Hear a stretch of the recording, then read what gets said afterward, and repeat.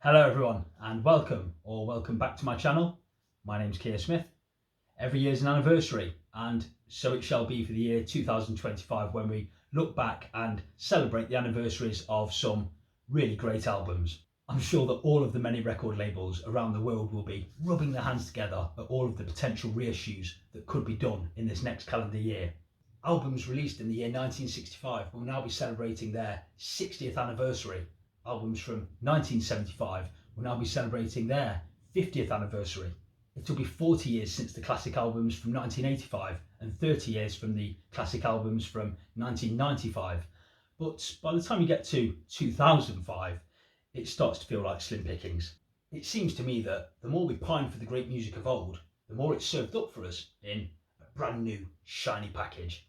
The great Morrissey sang back in 1987 on the Smith track Paint a Vulgar Picture. Reissue, repackage, reevaluate the songs, double pack and a photograph, extra track and a tacky badge. And it really feels like that's the era we now live in. A reissued album, repackaged once more for reevaluation. But as keen music collectors, we love this stuff, don't we? So whether it's a 1 CD, a 2 CD, a 4, 5 or 6 CD deluxe box set, a single LP, double vinyl, or even as big as a 10 LP box set. It may be one of those overpriced record store day releases, or simply for the love of nostalgia, a tape cassette. We can be sure of two things in 2025, high prices and lots of different product once again. So for the purpose of this video, I'm going to talk you through what I expect to see in the year 2025 and a few things that I personally wish for, mainly focusing on those 50th anniversary releases, but we'll touch on the 60th anniversary releases and the 40th and the 30th too. And my only advice would be, if you're a keen music collector like I am, get saving.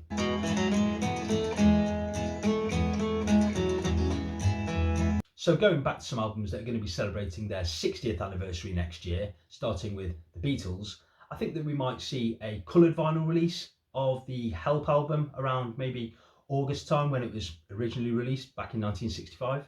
We got a white vinyl copy last year celebrating the 60th anniversary of the A Hard Day's Night album, so it would be remiss not to do the same for the Help album. Every Beatles album is important and the Help album shouldn't be disregarded. And then if we fast forward to December 2025, we will surely be getting a nice big deluxe box set of the brilliant Rubber Soul album. We've had Revolver, Sgt. Pepper's Lonely Hearts Club Band, The White Album, Abbey Road and Let It Be, so there's no doubt we are definitely going to be getting Rubber Soul next year. Also back in 1965, Bob Dylan released two of his best loved albums with Bringing It All Back Home and Highway 61 Revisited, two landmark albums in the history of rock and roll for sure. Will we see anything to mark that anniversary? I'm not sure. The Byrds also released two albums that year with Mr. Tambourine Man and Turn Turn Turn, and The Who released their debut album, My Generation.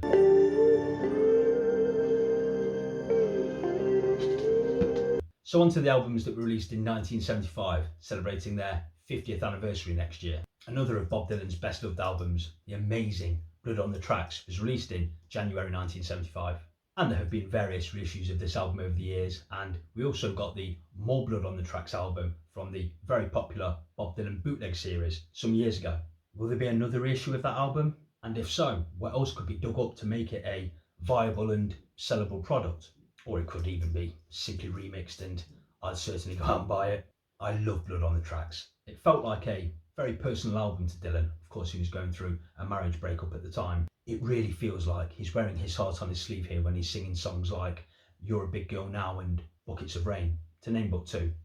And February 1975 saw the release of Led Zeppelin's double album, the monster that is Physical Graffiti. The band plough their way through 15 songs, hard rock, progressive rock, folk rock and good old rock and roll, all things rock.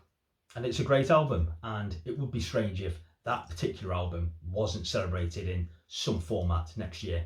And many would argue that the 1970s belonged to Led Zeppelin, but I'd also point out that they also belong to the great David Bowie, who released his Young Americans album in March 1975.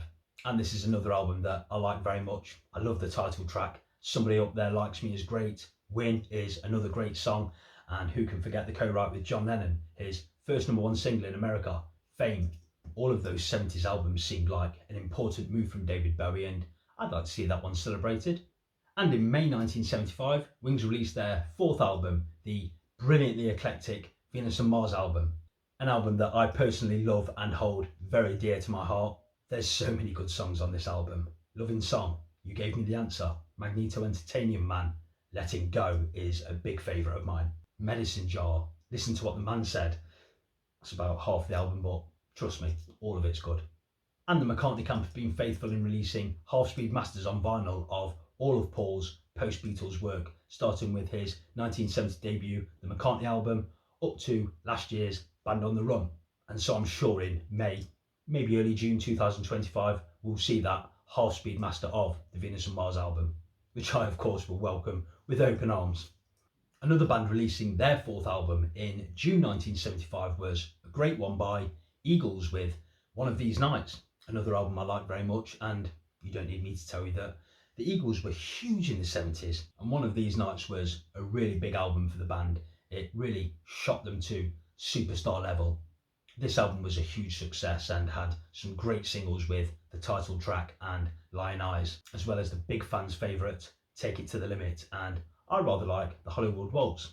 And I've always been slightly surprised that more hasn't been made of these albums. Hotel California is held up there for sure, but there never seems to be any big reissue or lavish box set for any of the other albums. Another huge seller followed in July 1975 when a certain Lindsey Buckingham and Stevie Nicks joined Fleetwood Mac, who released their self-titled album that year. And that was a really accomplished pop rock album with some great songs, Rhiannon, Landslide, and the brilliant I'm So Afraid. I quite like Over My Head too. And that's another album that I feel should certainly be celebrated. It was a big moment for the band and would lead to greater success in the future. And the big albums kept on coming. In August 1975 saw the release of Bruce Springsteen's much loved third album, the amazing Born to Run. What an album! When we're talking about the biggest and best selling artists of all time, Bruce Springsteen would certainly be up there. 8 songs, all good, but in particular my favourites would be Thunder Road, 10th Avenue Freeze Out, Backstreets. What a great song that is. And of course, the incredible title track. Bruce's passion and the brilliance of the E Street Band is there at every turn. It is without doubt another classic album from the classic era of rock. It's been lauded many times over, but this being the 50th anniversary, it has to be celebrated again. And though this next album isn't widely acclaimed like those aforementioned albums, I rather like ELO's Face the Music, which was released in September 1975. The band were moving towards a more mainstream sound, and it has the brilliant single Evil Woman on it. And I think it's a strong album, but I don't expect to see a reissue of it if I'm honest. But also released in September 1975, and this is an album that we will certainly be basking in the glory of once again, Pink Floyd's Wish You Were Here. An incredible album, a huge favourite of mine, and it's an album that I call note perfect. There isn't a bad second on that album if you ask me. The album is bookended by the brilliant, sprawling epic that is Shine On You Crazy Diamond. Welcome to the Machine is great, the title track, superb, and my favourite on the album, Have a Cigar. Now we did have an immersion box set released some years ago, which regrettably I don't own, but again I'm sure we'll get a vinyl reissue, if not another box set of some kind. I think I already own 5 or 6 copies of that album in different formats, but another one won't hurt. In particular, I would welcome a vinyl copy of one of the live performances from that show, a bit like they did with the Dark Side of the Moon. Up next is another album that was released in October 1975 by a big band, but it's not regarded their best work, and I think it might slip under the radar again next year, sadly. The Who by Numbers by The Who. 10 tracks, not as sprawling as their previous works, but a good, concise rock album that I really like. I love Dreaming from the Waist and However Much I Booze. They're All in Love is another really good song on that album. Not a big fan of Squeezebox, it must be said. A couple of more albums that I really like released in late 1975. Late October we saw Roxy Music's Siren album, and early November Neil Young and Crazy Horse with Zuma, which is a really strong album in my book. And I'm not too confident that we'll see reissues of them. Maybe we will for a record store day release maybe.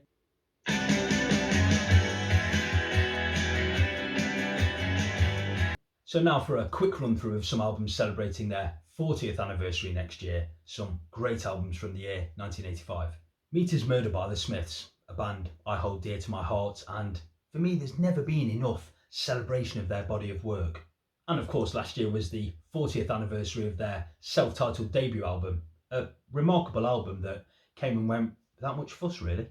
Also released in 1985 was what I think is the best kept secret of the 1980s, Prefab Sprouts, Steve McQueen, a brilliant album. Take it from me.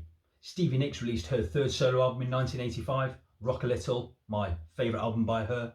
And though it wasn't a big seller at the time, I must point out the greatness of the Waterboys' This Is the Sea album. A remarkable album, and every time I listen to that album, it seems to rise a few places in my favourite albums of all time list, which of course is yet to be published.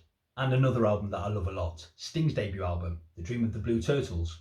Not a bad song on there for me, and it had some great singles with If You Love Somebody, Set Them Free, Russians and Fortress Around Your Heart. And of course the huge selling giant that is Brothers in Arms by Dire Straits. And that album seems to get unfairly knocked a bit these days. Maybe the songs are overplayed for some, but I personally didn't live through it, so every time I play the album, and I do so in its entirety, I just marvel at the greatness of those 9 songs. Maybe we'll see some kind of release of that album next year, and I think we should. It's a stellar body of work. And I have to mention our favourite Shot by the Style Council, another album that I love a lot. Paul Weller certainly had a lot to say on this politically charged album, and he does that across this set of stylishly diverse songs.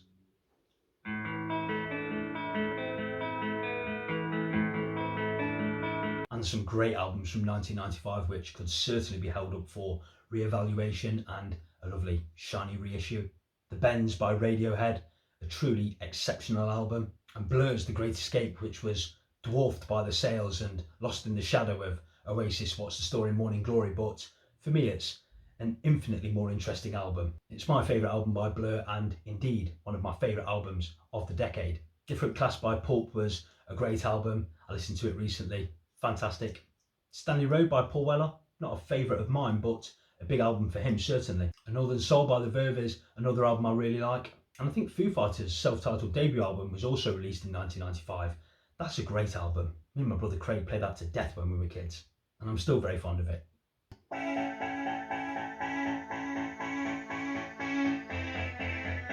So that should wrap things up for this video. And I'm not suggesting for 1 minute that all of these things are going to be released, or even that all of these things should be released. And for these specific releases, if the truth be told, I tend to stick to my big favourites, i.e. the Beatles, anything Wings or McCartney related. So I'll certainly be picking up that Wings Half-Speed Master of the Venus and Mars album, should it come out, as expected. And though I'm largely guessing, I would like to see a coloured vinyl release of the Help album, and I'll certainly be buying any deluxe box set and vinyl of the Rubber Soul album. You see, I'm expecting that to set me back around £250. Other than that, I could easily be sucked into buying another copy of David Bowie's Young Americans, Eagles, One of These Nights, The Waterboys, This Is the Sea, Prefab Sprouts, Steve McQueen, definitely, and The Bends by Radiohead. But of course, let's wait and see.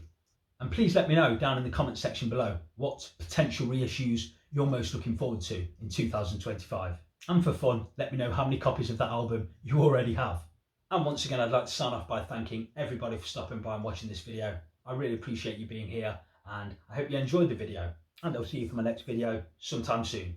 Happy New Year, everyone. Bye for now. Reissue, repackage, repackage.